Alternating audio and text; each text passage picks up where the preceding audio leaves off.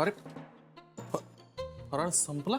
बाबा कुठे संपला? मी तर खातो आहे ना. नाही नाही, खा तू खा.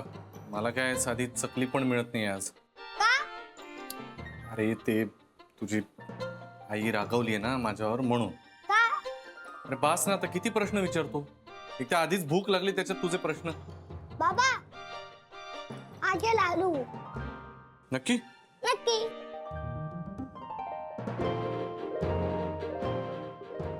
So sweet.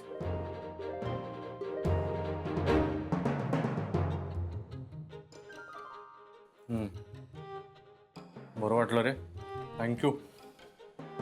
आता याने भूक अजून चाळवली. राधिका तर काय मला फराळ देणार नाही. हा, मी असं करतो, खाली जाऊन हॉटेलवरच काहीतरी खाऊन येतो. चहा चहा पण नाही मिळाला. बाबा बसा ना. नाही बाळा, मी जरा जाऊन आलो, मला एक काम आहे ना. तू खा ना. खा, मी आलो. हा,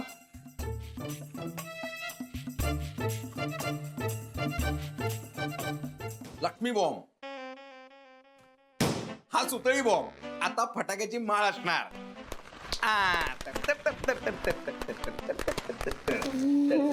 good morning. Hi good morning यार. काय सकाळी सकाळी फटाके फोडतात? झोप मोड झाली यार माझी. ए, कोण आहे रे तिकडे? फटाके बंद करा. शनाया मॅडमला झोप येत नाहीये. खेडी नको ना यार, मी नाहीये मूड मध्ये.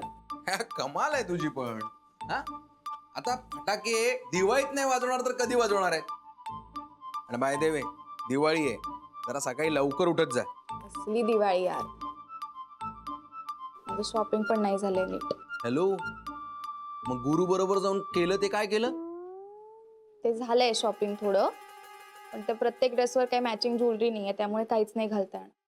अगं तुझ्याकडे ड्रेस तरी आहे का? माझं बघ ना, हे बघ, हे काय आहे? मला पण शॉपिंग करायचं होतं.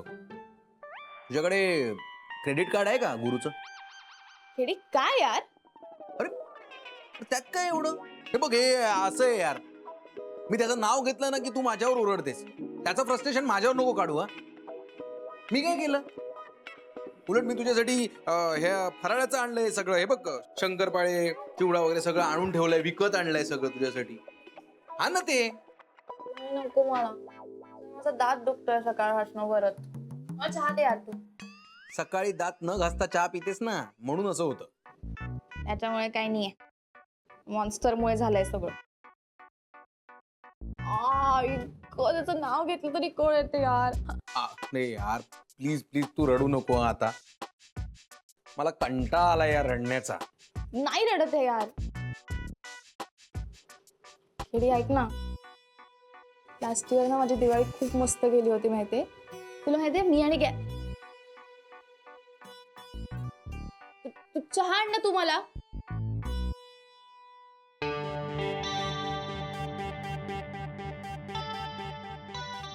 मला यार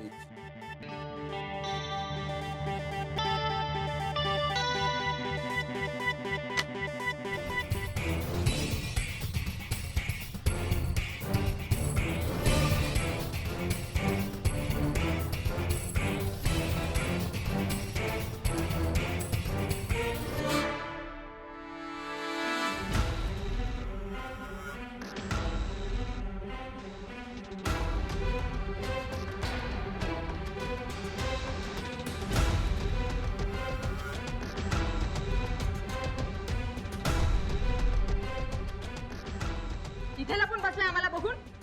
हो चला शिंदे, बघताय का ह्यांना धरा. हो मॅडम, माझं एकदा ऐकून तरी घ्या ना प्लीज. काय ऐकायचं तुमचं? तुम्हाला काय वाटलं तुम्ही कसंही वागत राहणार आणि कोणाला काही कळणार नाही? राधिका त्यांना त्रास देता.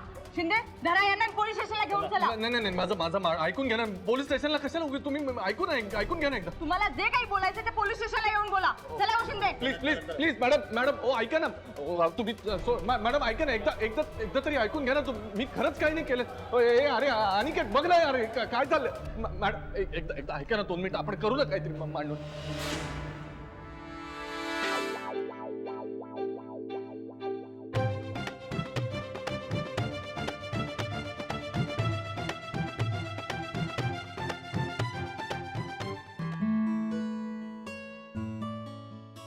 वा राधिके चकल्या एकदम खुसखुशीत खमंग झाल्यात. हो ना. हो जरा बेतानी सकाळपासून घरात 3 लाडू खाऊन झाले आता हिने आणलं म्हटल्यावर आणखी सुरू होणार. पुरे तरी म्हटलं अजूनपर्यंत बोलली कशी नाहीस? ए आता दिवाळीला मला कोणी काही बोलायचं नाही सांगून ठेवते. हा पाहिलंच राधिका नानाजी आता दिवाळीचं काऊन भांडून राहिलेत तुम्ही? त्याशिवाय दिवाळी साजरी केल्यासारखी वाटतच नाही मला. नानीला चिडवण्यात मला खूप मजा येते. चैन पडत नाही त्याशिवाय मला चिडवल्याशिवाय. हो ना. काय ग राधिके मागच्या वर्षी तू चकल्या केल्या होत्या त्या अशाच होत्या? नाही यावेळेला जरा तिखट वाटतायत ग. काय हे? काय रे काय झालं? अहो असं काय करताय? तुमच्या लक्षात नाही का गेल्या वर्षी ऐन दिवाळीच्या दिवशीच राधिकाला घर सोडून जायला लागलं होतं. आठवत नाही का तुम्हाला?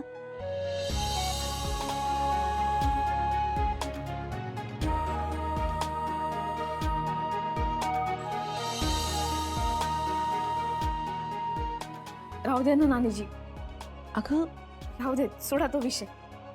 नानाजी अजून एक चकली घ्या. नाही नको नको. काय खरं तर माझं चुकलं. खरं तर माझ्यात लक्षात यायला होतं हे निदान ही दिवाळी तरी तुझी.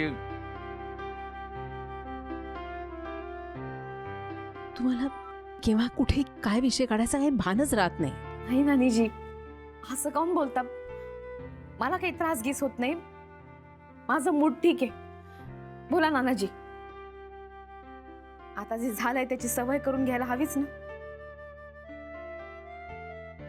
राधिका आता विषय निघालाय म्हणून विचारते. गुरुनाथला फराळ दिलास? त्यांच्यासाठी काही करण्याची इच्छाच नाही होऊन राहिली माझी. ही दिवाळी मी माझ्या अथर्वसाठी साजरी करते. त्याचा काय दोष? त्याला सगळा आनंद मिळाला पाहिजे म्हणून हे सगळं करून राहिले. मला अगदी बरोबर आहे. जे जे काही घडलं त्यात काही दोष नाही तुझा. आणि तू त्याच्यासाठी तुझी दिवाळी खराब करून घेऊ नकोस. हा आपण दणक्यात दिवाळी साजरी करूया. तुझा बाप जिवंत आहे अजून. मला काय माझी पोरगी जड नाही झाली. तू बघ आता ते फटाके आणतो ना त्यात बाहेर उडवून टाकूया. तरुण आणा पण फक्त फुलबाजा भुईचक्र भुईनळे एवढंच आणा. आवाजाचे फटाके नकोत. हो रोषणाईचे. संध्याकाळी अथर्वला घेऊन भुईचक्र आणि अनार लावतो बघ. झालं मग पोट्या खुश होता. सकाळपासून मागे लागला होता आई फटाके आण म्हणून. आणायचेच. अरे मी आहे ना त्याच्यासोबत. मग राधिके मला तुझं दुःख कमी करायचंय. तुला जेवढं आनंदी बघता येईल तेवढं बघायचंय. गुरुनाथला त्याची शिक्षा मिळेल तेवढी कमीच आहे. पण तू आनंदात राहा. हो नानाजी